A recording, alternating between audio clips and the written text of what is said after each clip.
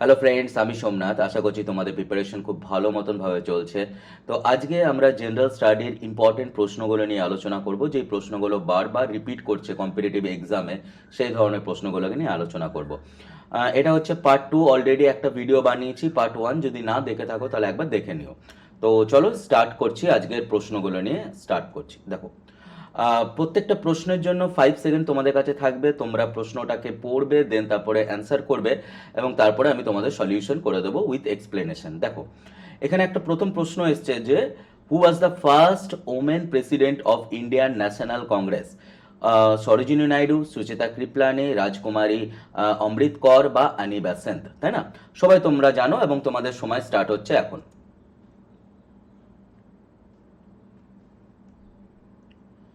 আশা করছি তোমরা অ্যান্সার দিয়ে ফেলেছো। দেখো, এখানে শুধু বলেছে যে first women president of India, তাহলে উত্তর কি হবে? উত্তর হবে কিন্তু অ্যানি বেসেন্ট, তাই না?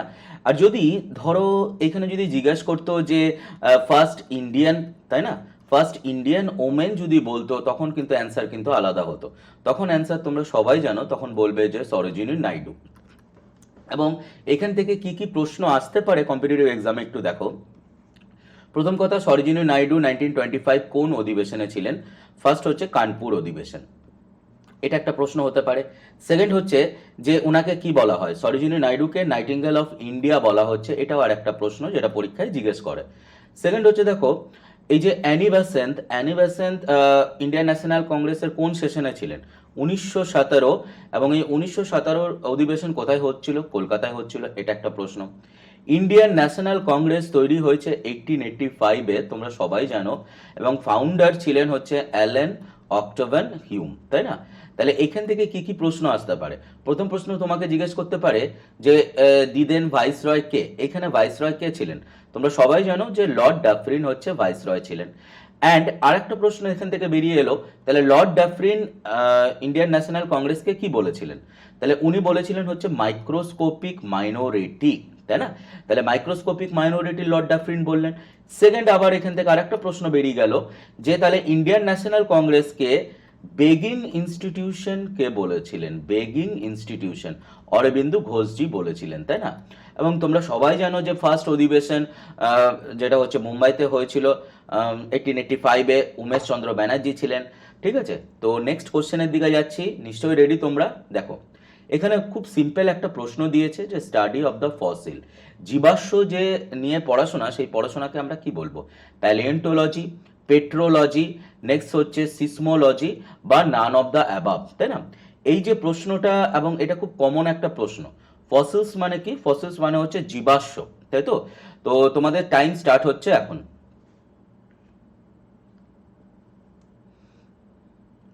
সবাই তোমরা উত্তর দিয়ে ফেলেছো। তাহলে এর সঠিক উত্তর হচ্ছে স্টাডি অফ দ্য ফসিল মানে হচ্ছে প্যালিওন্টোলজি, তাই না? দেখো, এবারে আমরা যখন ইতিহাস পড়েছি, ইন্দাস ভ্যালি সিভিলাইজেশন আমরা সবাই পড়েছি। ইন্দাস ভ্যালি সিভিলাইজেশন মানে কি? খনন কার্য করে পেয়েছিলাম, তাই না? এক্সকেভেটেড করে পেয়েছিলাম। এবং ফসিল সবসময় দেখো একটা জিনিসের পুরনো জিনিসের সময় যদি আমরা বার করি, বা আমরা সেই সময়কার জিনিস নিয়ে যদি পড়াশোনা করি, তাহলে আমাদের কিন্তু এগুলো লাগবে। ওকে, দেখো নেক্সট কোশ্চেনে যাচ্ছি। এই যে প্রশ্নটা দিয়েছে, যে এখানে একটা বই বলা হয়েছে, এবং এই প্রশ্নটা কিন্তু পিএসসি খুব রিপিট করে। রোম্যান্সিং উইথ লাইফ, এই বইটা কে রচনা করেছেন? শশী থারুর, বিল ক্লিন্টন, কপিল দেব, বা দেবানন্দ? তো তোমাদের টাইম স্টার্ট হচ্ছে এখন। সবাই কমেন্ট সেকশনে রিপ্লাই করে ফেলেছো। তো রোম্যান্সিং উইথ দ্য লাইফ এই বইটা রচনা করেছেন হচ্ছে দেবানন্দ, তাই না? এটা হচ্ছে দেবানন্দের অটোবায়োগ্রাফি। এই বইটা উনি 2007-এ পাবলিশ করেছিলেন। অ্যান্ড পিএসসি যে কোনো এক্সামে কিন্তু একটা বই থাকবে, বুকস অ্যান্ড অথার কিন্তু থাকবে, একটা পুরনো বই অ্যান্ড আর একটা হচ্ছে কারেন্ট অ্যাফেয়ার্স থেকে নতুন একটা বই থাকবেই থাকবে, এটা কিন্তু ধরে নিতে পারো। এবং ইম্পর্টেন্ট ডেজ নিয়েও কিন্তু প্রশ্ন আসে, তো সেগুলো কমন জিনিস। ওকে, তো চলো আমরা নেক্সট কোশ্চেনের দিকে যাচ্ছি। দেখো, এইখানে বলেছে যে 1773-তে ব্রিটিশ সরকারের যে অ্যাক্টটা ছিল, ইস্ট ইন্ডিয়া কোম্পানির যে অ্যাক্ট ছিল, সেই কোম্পানির অ্যাক্টের নাম কি? এটা কি রেগুলেটিং অ্যাক্ট? এটা কি পিটস ইন্ডিয়া অ্যাক্ট? এটা কি চার্টার্ড অ্যাক্ট? বা এটা হচ্ছে কোম্পানি অ্যাক্ট? তোমরা অ্যান্সার গেস করে ফেলেছো, তাও তোমাদের সময় আমি দিলাম। সবাই তোমরা কমেন্ট সেকশনে লিখে ফেলেছো। দেখো, ইস্ট ইন্ডিয়া কোম্পানি, এটা হচ্ছে ইস্ট ইন্ডিয়া কোম্পানির লোগো ছিল। ইস্ট ইন্ডিয়া কোম্পানিটা কবে তৈরি হয়েছিল সেটা আগে বোঝো। 31শে ডিসেম্বর কোম্পানিটা তৈরি হয়, 31শে ডিসেম্বর 1600-তে। এবং ব্রিটিশ সরকারের প্রথম যে অ্যাক্ট ছিল, that is the act, regulating act 1773-তে। এবং এখান থেকে অনেক ছোট ছোট প্রশ্নগুলো আসতে পারে যে ফার্স্ট ফ্যাক্টরি, দেখো এটা হচ্ছে চার্টার্ড পাওয়ার। চার্টার্ড মানে কি?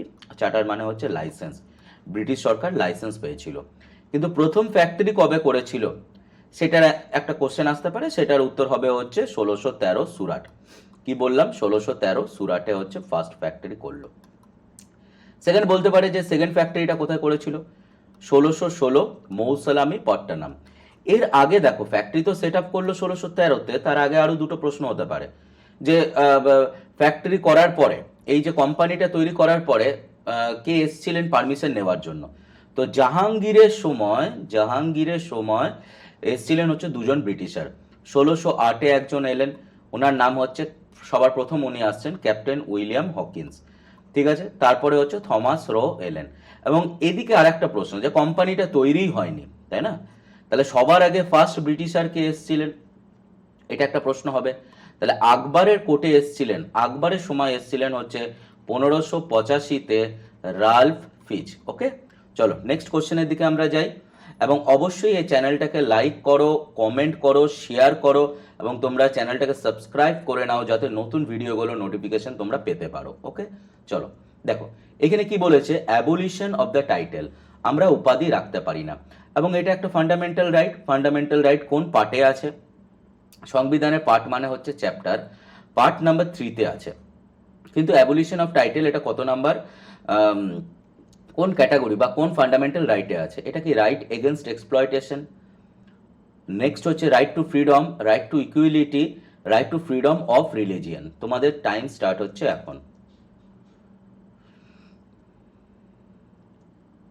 তোমরা সবাই সঠিক উত্তর দিয়েছো এবং কমেন্ট সেকশনে সবাই রিপ্লাই করো। দেখো, abolition of title, fundamental right. ভারতের সংবিধান আমাদের প্রথমে 7টা ফান্ডামেন্টাল রাইট দিয়েছিল। আমরা একটা ফান্ডামেন্টাল রাইটকে ডিলিট করে দিয়েছি। এবার সংবিধানে ডিলিট মানে কি করতে হয়? অ্যামেন্ড করতে হয়। অ্যামেন্ডমেন্ট করলাম। অ্যামেন্ডমেন্ট কথাটার মানে হচ্ছে চেঞ্জ করা। এবং আমরা কবে অ্যামেন্ড করেছি? আমরা করেছি হচ্ছে 44th অ্যামেন্ডমেন্ট দিয়ে, যেটা এসেছিল হচ্ছে 1978-এ। ওকে, তাহলে আমাদের কাছে এখন কতগুলো ফান্ডামেন্টাল রাইট আছে? 6টা ফান্ডামেন্টাল রাইট। এইখানে যে প্রশ্নটা দিয়েছিল যে অ্যাবলিশন অফ টাইটেল, এটা হচ্ছে রাইট টু ইকুয়ালিটির মধ্যে। রাইট টু ইকুয়ালিটি 14 থেকে 18 অবধি, অ্যান্ড অ্যাবলিশন অফ টাইটেল হচ্ছে 18 নম্বর আর্টিকেল।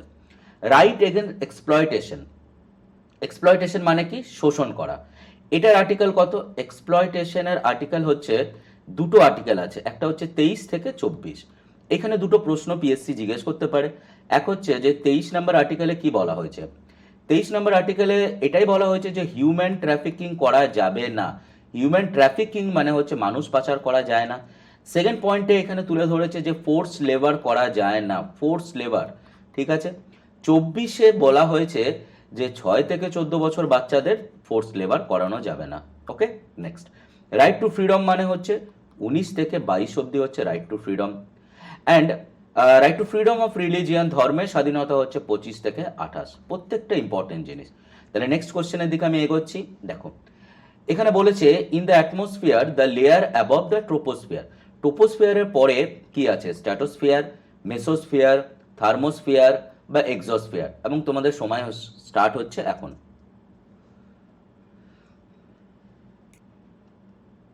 সবাই সঠিক উত্তর দিয়েছো। খুব কমন প্রশ্ন, কিন্তু এগুলো খুব রিপিট করে। দেখো, ট্রোপোস্ফিয়ারের পরেই হচ্ছে স্ট্র্যাটোস্ফিয়ার। আমরা একটুখানি ছবি দেখে নেই।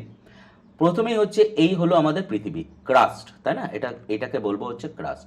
ক্রাস্টের পরে ট্রোপোস্ফিয়ার, তারপরে স্ট্র্যাটোস্ফিয়ার, তারপরে মেসোস্ফিয়ার, তারপরে আয়নোস্ফিয়ার, তারপরে এক্সোস্ফিয়ার। এই ট্রোপোস্ফিয়ারে আমাদের কি থাকে? আমাদের ওজোন থাকে, তাই না? ওজোন, ওজোনের সংকেত তোমরা সবাই জানো যে O3। এবং ওজোন দিবস কবে আমরা পালন করি? ওজোন ডে 16 সেপ্টেম্বর আমরা পালন করছি। নেক্সট হচ্ছে 16 সেপ্টেম্বরের আগে 15 সেপ্টেম্বর বা 15 সেপ্টেম্বর আমরা যে দিবস পালন করি সেটাও ভেরি ইম্পর্টেন্ট। আমরা 15 সেপ্টেম্বর পালন করছি হচ্ছে ইঞ্জিনিয়ারিং ডে। Engineering day. এবার ইঞ্জিনিয়ারিং ডে কেন সেটা হচ্ছে এম বিশ্বেশ্বরার বার্থডে বলে। এম বিশ্বেশ্বরাকে উনি 1934-এ যে বই পাবলিশ করেছিলেন সেটা ভেরি ইম্পর্টেন্ট। উনি হচ্ছে প্ল্যান্ড ইকোনমি ফর ইন্ডিয়া বইটি পাবলিশ করেছিলেন। ওকে, নেক্সট কোশ্চেনের দিকে চলো। দেখো এখানে বলা হয়েছে লাইট ইয়ার। লাইট ইয়ার এটা কিসের একক? এটা কি ফ্রিকোয়েন্সি, এটা কি দূরত্ব, এটা কি এনার্জি, বা এটা কি সময়? তোমাদের টাইম স্টার্ট হচ্ছে এখন। তোমরা কমেন্ট সেকশনে সবাই কমেন্ট করেছো। এবং light year is the unit of কিসের? দেখো লাইট, এখানে তিনটে ইউনিট আছে। একটা হচ্ছে AU মানে হচ্ছে অ্যাস্ট্রোনমিক্যাল ইউনিট, একটা হচ্ছে পারসেক, অ্যান্ড আর একটা হচ্ছে লাইট ইয়ার। এইগুলো সমস্ত কিছু ইউনিট হচ্ছে ডিস্টেন্সের ইউনিট, তাই না, দূরত্বের ইউনিট। তাহলে এখানে সঠিক উত্তরটা কি হবে? সঠিক যেটা কারেক্ট অ্যান্সার সেটা হচ্ছে ডিস্টেন্স। নেক্সট দেখো, আমাদের সূর্য থেকে আমাদের পৃথিবীর ডিস্টেন্স কত? এটা সবাই জানো তোমরা, এটা হচ্ছে 150 মিলিয়ন কিলোমিটার।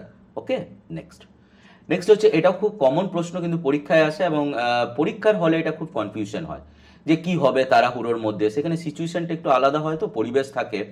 তো এখানে দেখো washing soda is the common name. এটা কিসের ওয়াশিং সোডা?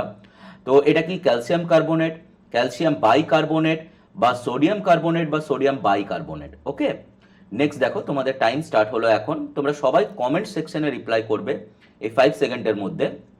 নেক্সট দেখো, এর সঠিক উত্তর হচ্ছে সোডিয়াম কার্বনেট, বাই নয়। এবার অনেকে তাড়াহুড়ো করে বাই দিয়ে দাও অ্যান্সার, সেখানে নেগেটিভ হয়ে যায়। ওকে, নেক্সট দেখো, এইখানে দেখতে পাচ্ছ হচ্ছে বাল্ব, আর এটা হচ্ছে বাল্বের ফিলামেন্ট। তো filament of the electric bulb is made of, কি দিয়ে তৈরি? অ্যান্ড তোমরা সবাই জানো বাল্বকে ডিসকভার করেছিলেন থমাস আলভা এডিসন, তাই না? তো এখান থেকে যে প্রশ্নটা এসছে, ইলেকট্রিক বাল্বের ফিলামেন্ট কি আয়রন দিয়ে তৈরি, নিক্রম দিয়ে তৈরি, টাংস্টেন দিয়ে তৈরি, বা গ্রাফাইট দিয়ে তৈরি?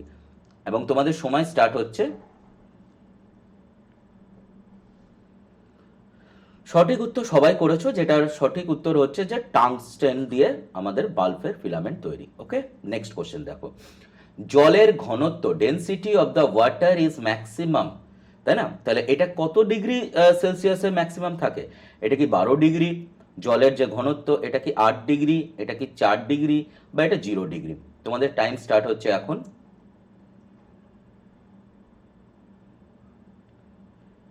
ডেনসিটি দেখো, অনেকে 0 ডিগ্রি বলবে, কিন্তু যে 0 ডিগ্রি মানে বরফ হয়ে যাচ্ছে, জল আইসে পরিণত হচ্ছে, তো তাহলে হচ্ছে মনে হয় ডেনসিটিটা বেশি থাকবে না, সেরকম নয়।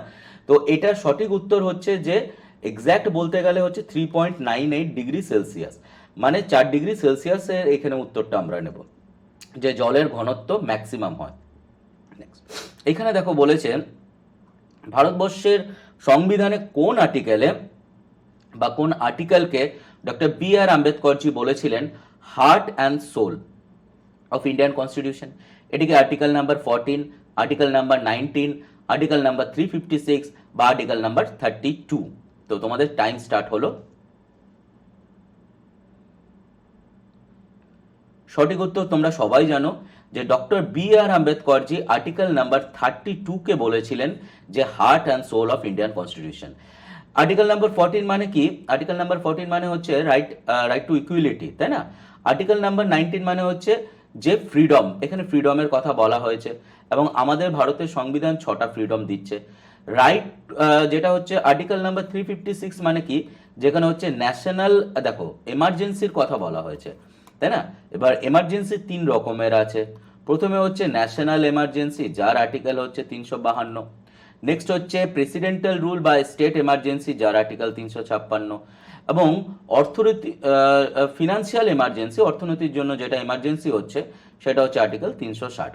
এবার আর্টিকেল 32-কে কনস্টিটিউশনাল রেমেডিজ বলা হয়। আমরা একটুখানি এখানে আলোচনা করে নিই। দেখো, আমাদের ফান্ডামেন্টাল রাইট যদি ভায়োলেট হয়, তখন আমরা কোথায় যাব? আমরা সুপ্রিম কোর্ট যাব, কারণ এটা জাস্টিসিয়েবল। ডাইরেক্ট আমরা সুপ্রিম কোর্টে চলে গেলাম আন্ডার দ্য আর্টিকেল হচ্ছে 32। নেক্সট হচ্ছে আবার বলা হয় যে আমরা হাইকোর্টেও যাব। তাহলে হাইকোর্টে যখন যাচ্ছি তখন আর্টিকেল হচ্ছে 226। ওকে, আরেকটা জিনিস এখানে একটুখানি মাথায় রাখবে, যে দেখো এখানে প্রশ্নটা বলেছে হার্ট অ্যান্ড দ্য সোল, তাই না? কিন্তু যদি আমাকে পরীক্ষায় শুধুমাত্র এই প্রশ্নটাই করতো, সোল অফ ইন্ডিয়ান কনস্টিটিউশন কাকে বলা হয়? তার উত্তর হবে হচ্ছে preamble, soul of Indian constitution. এবং আত্মা, ভারতের সংবিধানের আত্মা মানে প্রস্তাবনা, এই কথাটি কে বলেছিলেন? এটা বলেছিলেন ডক্টর ঠাকুর দাস ভার্গাবাজি, তাই না? ঠাকুর দাস ভার্গাবাজি বলেছিলেন। ক্লিয়ার? নেক্সট, তোমরা সবাই জানো যে ড্রাফটিং কমিটি বা খসড়া কমিটির চেয়ারম্যান ছিলেন ডক্টর বি আর আম্বেদকরজি। তাহলে এইখানে প্রথম প্রশ্ন আমাদের সামনে যেটা আসবে, ড্রাফটিং কমিটি কবে তৈরি হয়েছিল? এটা হয়েছিল হচ্ছে 29th আগস্ট, তাই না? 29th আগস্ট 1947-এ তৈরি হয়েছিল। এবং ড্রাফটিং কমিটির মধ্যে টোটাল 7 জন মেম্বার ছিলেন এবং ডক্টর বি আর আম্বেদকরজি ছিলেন হচ্ছে chairman. After independent doctor B R Ambedkarji হচ্ছে ল মিনিস্টার হয়েছিলেন, এটাও মাথায় রাখবে। নেক্সট হচ্ছে এই 29শে আগস্ট আমরা আর কি দিন পালন করি? 29শে আগস্ট হচ্ছে আমাদের স্পোর্টস ডে। তো স্পোর্টস ডে মানে হচ্ছে আমরা এখানে কার বার্থডে সেলিব্রেট করি? এখানে হচ্ছে হকির জাদুঘর ধ্যানচাঁদ, তাই না? ধ্যানচাঁদের বার্থডে আমরা সেলিব্রেট করি। ওকে, নেক্সট প্রশ্নের দিকে চলো। Chandragupta Maurya spent his last day, তো উনি ওনার জীবনের লাস্ট দিনগুলো কোথায় কাটিয়েছিলেন? কাশী, পাটলিপুত্র, উজ্জয়ন, শ্রাবণ বেলাগোলা। দেখো তোমাদের টাইম স্টার্ট হচ্ছে এখন। তো এই যে বেসিক প্রশ্নটা ছিল তোমরা সবাই জানো, তার সঠিক উত্তর হবে হচ্ছে শ্রাবণ বেলাগোলা। চন্দ্রগুপ্ত মৌর্য কি করলেন? উনি জৈন ধর্ম গ্রহণ করলেন। এবার জৈন ধর্মতে দীক্ষা দিয়েছিলেন হচ্ছে ভাদ্রবাহু। তারপরে উনি শ্রাবণ বেলাগোলা চলে গেলেন রাজত্ব ছেড়ে। রাজা ওর থেকে উনি, এখানে 2-3টে প্রশ্ন আছে যে উনি কি ধর্ম নিয়েছিলেন? জৈন ধর্ম। কার আন্ডারে নিলেন? ভাদ্রবাহুর আন্ডারে। এবং উনি কোথায় চলে গিয়েছিলেন? এবং ওনার পরে সিংহাসনে এসেছিলেন কে? এখানে অপশন দিয়ে রাখবে হচ্ছে বিন্দুসার বা বিম্বিসার। তোমরা আমাকে কমেন্ট সেকশনে রিপ্লাই করে বলবে যে বিন্দুসার এসেছিলেন না বিম্বিসার এসেছিলেন। ক্লিয়ার? নেক্সট দেখো, প্রথম কোন সায়েন্টিস্ট যিনি ডিসকভার করলেন যে পৃথিবী আমাদের সূর্যের চারিদিকে ঘুরছে, রিভলভস রাউন্ড দ্য সান? ওনার নাম কি? নিউটন, ডাল্টন, কপারনিকাস বা আইনস্টাইন? ওকে, তোমাদের টাইম স্টার্ট হলো। এবং দেখো এর সঠিক উত্তর হবে হচ্ছে কপারনিকাস। ওকে, নেক্সট দেখো। আচ্ছা, তোমরা সবাই জানো যে এখানে যে প্রশ্নটা করেছে যে কোন ভিটামিন দরকার যাতে ব্লাড কি করে? ক্লট করতে পারে। একটা জিনিস খেয়াল করে দেখবে, কারোর যদি কেটে যায়, অনেকের দেখবে কেটে গেলে ব্লাড ক্লট করতে চায় না, মানে হচ্ছে বন্ধ হতে চায় না। আবার অনেকের দেখবে কেটে গেলে খুব তাড়াতাড়ি ক্লট করে ফেলে। তাহলে এটা কোন ভিটামিনের জন্য হচ্ছে? Vitamin A, vitamin B, vitamin D বা ভিটামিন কে? এবং তোমাদের সময় স্টার্ট হচ্ছে এখন।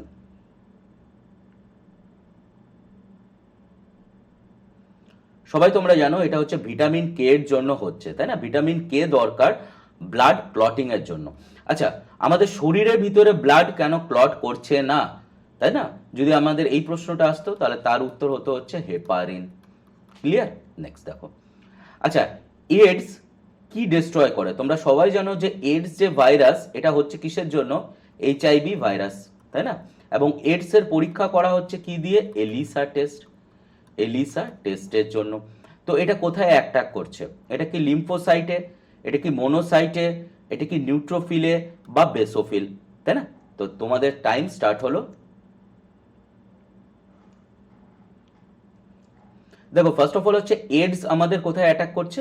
ইমিউনিটি সিস্টেম বা ইমিউন সিস্টেমের উপরে অ্যাটাক করছে। এবং লিম্ফোসাইট হবে তার সঠিক উত্তর। মানে আমরা বলতে পারি যে ডাব্লিউবিসি এর উপরে, তাই না? হোয়াইট ব্লাড সেলের উপরে অ্যাটাক করছে। নেক্সট, মার্টিয়ার্স ডে আমরা কেন পালন করি তার সেটা তোমরা সবাই জানো এবং ডায়াগ্রামটা দেখেও, ছবিটা দেখেও বুঝতে পারছো। কিন্তু এটা কবে? এটা কি জানুয়ারির 1 তারিখ, জানুয়ারির 15 তারিখ, জানুয়ারির 30 তারিখ বা জানুয়ারির 9 তারিখ?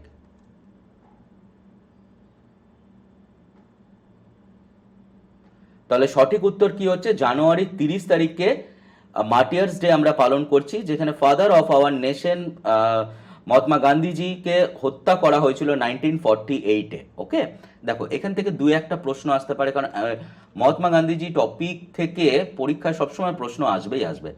তাহলে ফার্স্ট প্রশ্ন যেটা আসতে পারে যে উনি কবে সাউথ আফ্রিকা থেকে ইন্ডিয়া এলেন? উনি এসেছিলেন হচ্ছে 9th জানুয়ারি, 9th জানুয়ারি। ওকে, 9th জানুয়ারি, তার জন্য আমরা কি দিবস পালন করি? প্রবাসী ভারতীয় দিবস। উনি সাউথ আফ্রিকাতে কবে গিয়েছিলেন সেটা একটা প্রশ্ন আসতে পারে, 1893-তে। সাউথ আফ্রিকাতে ওনার প্রথম অর্গানাইজেশন কি ছিল সেটা প্রশ্ন আসতে পারে, নাতাল ইন্ডিয়ান কংগ্রেস। ওনার প্রথম নিউজ পেপার যেটা সাউথ আফ্রিকাতে উনি পাবলিশ করেছিলেন তার নাম কি ছিল, ইন্ডিয়ান ওপিনিয়ন। ভারতবর্ষে উনি আসার পরে ওনার প্রথম সত্যাগ্রহ কবে, 1917। কিন্তু উনি প্রথম সত্যাগ্রহ সাউথ আফ্রিকাতেই করেছিলেন। দেখো এখানে বলা হয়েছে বেসিক প্রশ্ন, সূর্য থেকে পৃথিবীতে আলো আসতে কতটা সময় লাগে। ওকে, এটা একদমই বেসিক প্রশ্ন। তোমাদের টাইম স্টার্ট হচ্ছে এখন।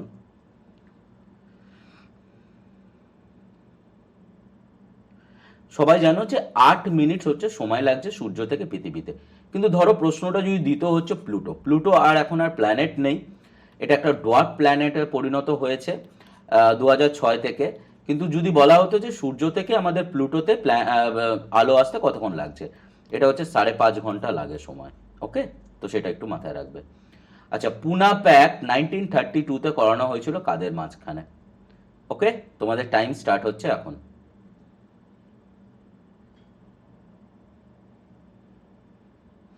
তো তার সঠিক উত্তর হচ্ছে যে পুনা প্যাক্ট গান্ধীজি আর আম্বেদকর জির মাঝখানে হয়েছিল, ডক্টর বি আর আম্বেদকর জির মাঝখানে। এবং এটা পুরো এক্স্যাক্ট ডেটটা একটু মাথায় রাখবে, 24 সেপ্টেম্বর 1932-তে। ওকে, চলো অবশ্যই ভিডিওটাকে লাইক করো, কমেন্ট করো, শেয়ার করো অ্যান্ড চ্যানেলটাকে সাবস্ক্রাইব করে নাও, যাতে নতুন ভিডিও এলে তোমরা সেগুলোর নোটিফিকেশনগুলো পেতে পারো। এবং এর নেক্সট ভিডিও যেটা জিএস এর উপরে, জেনারেল স্টাডির উপরে নেক্সট যে ভিডিও সেটা খুব তাড়াতাড়ি চলে আসবে। চ্যানেলটিকে সাবস্ক্রাইব করবে কিন্তু এবং শেয়ার করো। অ্যান্ড যদি ভিডিওটা ভালো লাগে তাহলে অবশ্যই লাইক করবে। এবং আমি যে ভিডিওগুলো বানাচ্ছি সেটা হচ্ছে এক্সাম ওরিয়েন্টেড, এক্সামে যে প্রশ্নগুলো জিজ্ঞেস করে। দেখো তোমাকে জিএস পড়তে হবে এক্সামের জন্য। জিএস মানে হচ্ছে সমস্ত জিনিস। জিএস মানে হচ্ছে history, geography, polity, economics, physics, chemistry, biology. Next হচ্ছে জেনারেল নলেজও, বা আমরা জেনারেল নলেজও আমাদের পড়তে হবে। জেনারেল নলেজ আর জিএস এর মধ্যে ডিফারেন্স হচ্ছে এটাই যে জিএস মানে হচ্ছে তোমার সাবজেক্ট অ্যান্ড জেনারেল নলেজ মানে হচ্ছে স্ট্যাটিক পোর্শন। ওকে, যেখানে হচ্ছে যে জিকে আমরা বলি। অ্যান্ড এছাড়া হচ্ছে যে আমাদের কারেন্ট অ্যাফেয়ার্স পড়তে হবে। তো আমি রোজ তোমাদের এই চ্যানেলে ভিডিও দেবো যেখানে হচ্ছে প্রত্যেকটা জিনিসকে তোমরা বুঝতে পারবে। এবং আমাকে তোমাদের যদি কোনো সাজেশন থাকে তাহলে সেটা একটুখানি নিচে লিখে আমাকে বলবে যে যেটা করলে তোমাদের বেটার হবে, কারণ ভিডিওগুলো আমি তোমাদের জন্যই বানাচ্ছি। এবং এই যে চ্যানেলটা যেটা হচ্ছে সোমনাথ বারোই, এই চ্যানেলটাকে সাবস্ক্রাইব করে নাও। অ্যান্ড অবশ্যই তোমাদের প্রত্যেক জনের কমেন্ট আমার কাছে খুব ভ্যালুয়েবল হবে, আমার কাছে তোমাদের সাজেশন খুব ভ্যালুয়েবল হবে যে কি করে ভিডিওগুলো করলে তোমাদের হেল্প হয়। দেখা হচ্ছে নেক্সট ভিডিওতে। ভালো থাকো, সুস্থ থাকো এবং নিজেদের পড়াশোনা চালিয়ে যাও। Thank you all for watching. Thank you.